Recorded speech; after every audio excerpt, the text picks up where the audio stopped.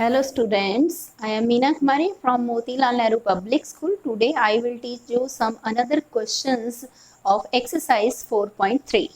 Question number 8. People of Sundargram planted trees in the village garden. Some of the trees were fruit trees and the number of non-fruit trees were 2 more than 3 times the number of fruit trees.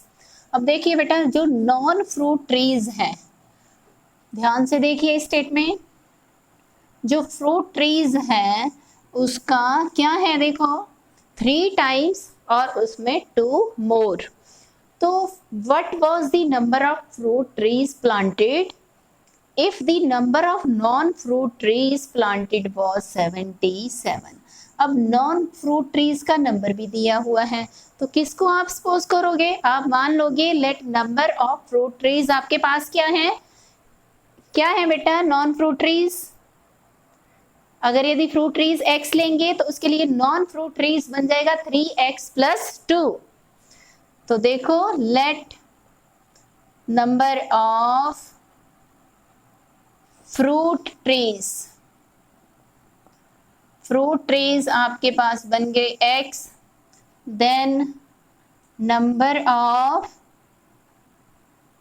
Non fruit trees कौन से होते हैं, जिनके ऊपर फल नहीं लगे होते, उनको बोलते हैं नॉन फ्रूट ट्रीज। अब देखो 3x + 2, क्या उसने बोला है, non fruit trees 3 times the number of fruit trees and 2 मोर, ये बन गए। अब आपके पास नॉन फ्रूट ट्रीज का नंबर गिवन है 77, दोनों को इक्वेट कर दीजिए। 3x + 2 = 77। 3x को एक साइड पे रख लिया, 2 को हम दूसरी साइड पे लेके बेटा, सो 3x = 75। x को एक साइड पे रख लिया, 75 को 3 के टेबल से डिवाइड कर दिया तो 25। इसका मतलब आपके पास फ्रूट ट्रीज कितने बन गए, so number of fruit trees कितने हो गए बेटा, 25, और यही आपका क्या बन गया, answer. Next 9th question, the length of a rectangle is 2 times its width, the perimeter of the rectangle is 180 centimeter, find the length and width of the rectangle।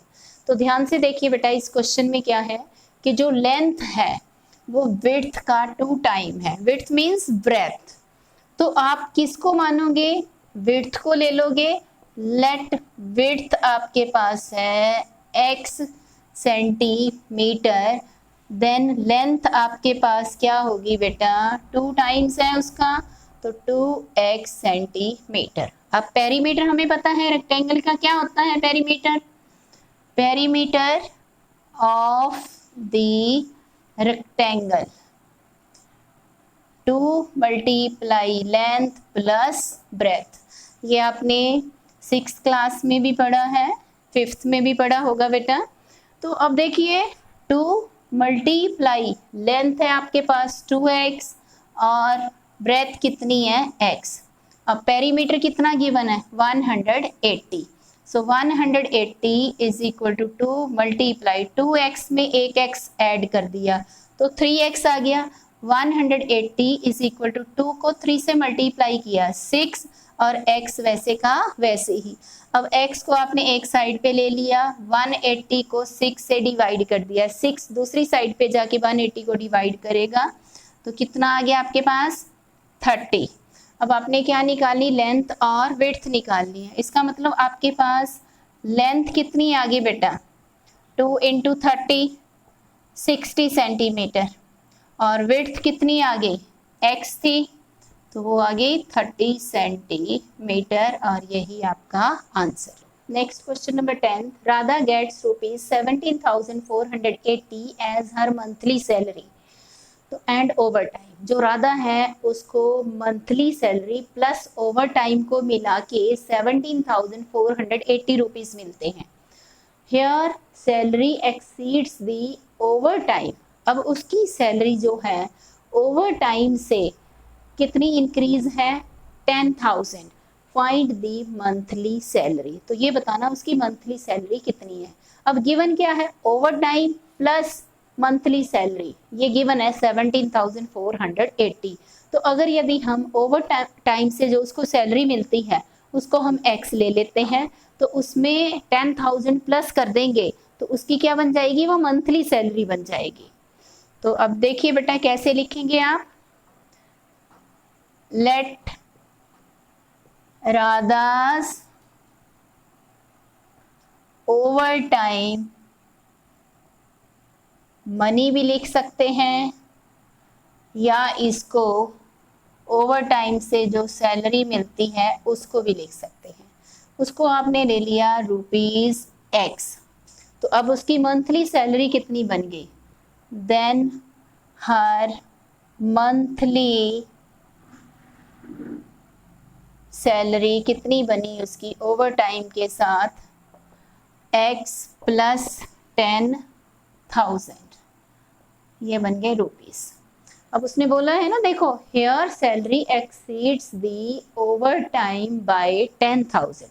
अब 10,000 था, इसमें ओवर टाइम के भी प्लस हो गए, तो अब उसकी सैलरी x प्लस 10,000 रुपीज हो गई ये टोटल। तो अब आपके पास गिवन भी है monthly salary and over time दोनों को मिला के, तो आपके पास कितना बना, अब अकॉर्डिंग टू क्वेश्चन दोनों को इक्वेट कर दीजिए, ओवर टाइम प्लस उसकी मंथली सैलरी को x plus 10,000 is equal to 17,480। तो x में x प्लस कर दिया 2x, अब 10,000 को दूसरी साइड पे ले जाइए, 10,000 को जब दूसरी साइड पे ले गए तो 2x आपके पास बन गया 7,480।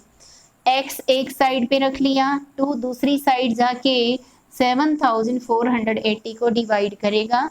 जब आपने इसको डिवाइड किया 3740, 3,740। अब क्या पूछा है, उसकी मंथली सैलरी पूछी है। अब उसकी मंथली सैलरी कितनी होगी बेटा, तो मंथली सैलरी में हमने निकालना, ये है ना मंथली सैलरी, इसमें 10,000 हम प्लस कर देंगे। सो monthly salary, so monthly salary of Radha कितनी उसकी बन गई, x की वैल्यू 3,740 रख दी, 10,000 में इसको प्लस कर दिया आपने, तो 1,000 आपके पास, जब 10,000 में आप ऐड कर रहे हैं तो आपके पास क्या बन गया 13,740। अब ये उसकी क्या बन गई, मंथली सैलरी। स्टूडेंट्स अभी हम एक नया चैप्टर स्टार्ट करेंगे जिसका नाम है एक्सपोनेंट्स एंड पावर्स। एक्सपोनेंट और पावर दोनों का मीनिंग सेम है, तो एक्सपोनेंट और पावर आपके लिए ये न्यू थिंग है, इससे पहले आपने इसके बारे में कुछ भी नहीं पढ़ा है। तो देखो एक्सपोनेंट है क्या और इसको हम कैसे लिखेंगे। जैसे मैं बोल रही हूँ 2 के ऊपर मैंने 2 लिख दिया, तो इसका मतलब है 2 की पावर 2, या 2 की एक्सपोनेंट क्या है 2 है। इस 2 का मीनिंग क्या है, जो नीचे 2 है इसको हमने 2 टाइम्स मल्टीप्लाई करना। अगर यदि 2 की पावर 3 लिखते तो 2 मल्टीप्लाई 2 मल्टीप्लाई 2 को 3 टाइम्स मल्टीप्लाई करना था। इसका मतलब आपके पास ये क्या बना बेटा, अगर यदि एक्सपोनेंट को हमने एक्सप्लेन करना है, इसको हम ले लेते हैं a की फॉर्म में। अगर यदि a की पावर मैंने 2 लिखी इज रेस्ड, इसको बोलेंगे a की पावर 2, इसको रीड करने के लिए a रेस टू पावर 2 बोलते हैं। तो क्या बना, इज a की पावर 2 इज रीड एज, इसको कैसे रीड किया, is read as a raise to power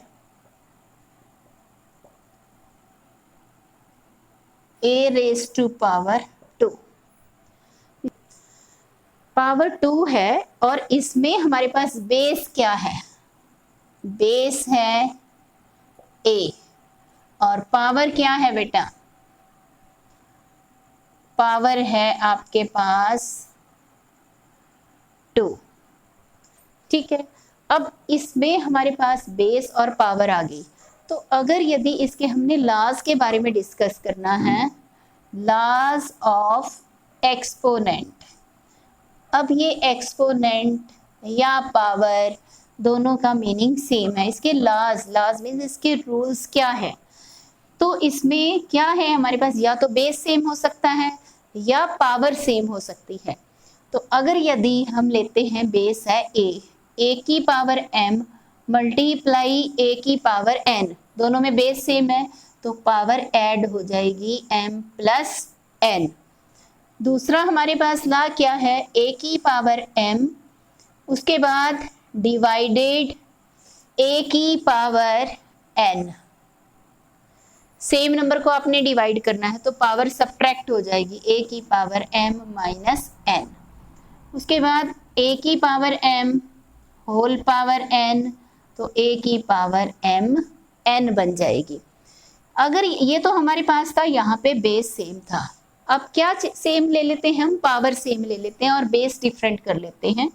तो a की पावर m मल्टीप्लाई b की पावर m, तो क्या बन गया, बेस तो आपस में मल्टीप्लाई हो गया और पावर सेम रहेगी।